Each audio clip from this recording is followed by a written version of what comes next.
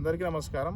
గతంలో ఆంధ్రప్రదేశ్‌లో ఎన్నడూ లేని విధంగా మతం చిచ్చు పెట్టాలి, మతాన్ని రాజకీయాల్లో పూర్తి స్థాయిలో వాడాలి అనేటటువంటిది ముఖ్యంగా పవన్ కళ్యాణ్ ఆలోచిస్తున్నాడు అనేది మనకు క్లియర్‌గా అర్థమవుతోంది.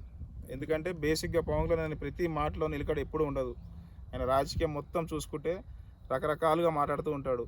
అయినప్పటికీ రాక ఒక్కసారి అధికారం వచ్చింది. సరే తను ముఖ్యమంత్రి కాకపోయినా తను ప్రోటోకాల్ ప్రకారం కానీ లేదు పార్టీల సర్దుబాటు ప్రకారం పూర్తి స్థాయిలో చంద్రబాబు నాయుడు లోకేష్ కంటే కూడా అధికారాన్ని అనుభవిస్తున్నాడు.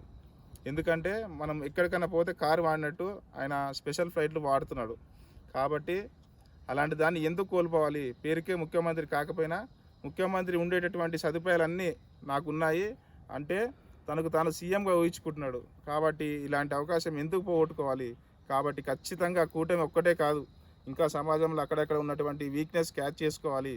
ఇదే మతము ముందు పెట్టి రాజకీయం చేయాలనేటువంటి ఆలోచన పవన్ కళ్యాణ్ గారిది స్పష్టంగా ఉంది. నిజంగా చాలా దురదృష్టకరం అది. పవన్ కళ్యాణ్ గారు ఈ సమాజానికి ప్రమాదంగా మారబోతున్నాడా రాజకీయం కోసం అనేది కూడా ఒకసారి అనుమానం కలుగుతుంది. ఎందుకంటే ఒక పాలకులు మీ మతం మా మతం ఏంది అసలు?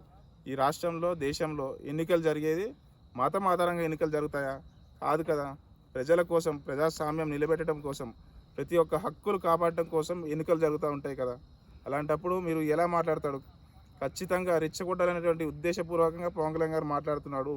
నువ్వు ఏ మతానికి ఏమీ చేయలేదు, మాకు మాకు గొడవలు అసలు పెట్టకు మిగతా మతాల వాళ్ళకి.